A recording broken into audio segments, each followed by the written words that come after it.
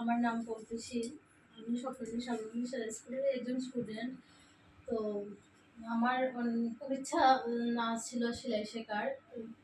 তো ম্যাডামের কাছে সেলাই শেখা আমার খুব ভালো লেগেছে। ম্যাডাম খুব যত্ন সহকারে সেলাই শেখান।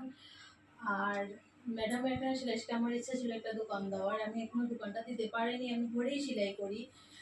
তো তোমরা যে এখানে সেলাই করছো, ম্যাডামের যে ফ্রি মানে 7 দিনের ট্রেনিং করিয়েছেন, সেটাইটা আমিও করেছি ম্যাডামের এখানে আসার আগে।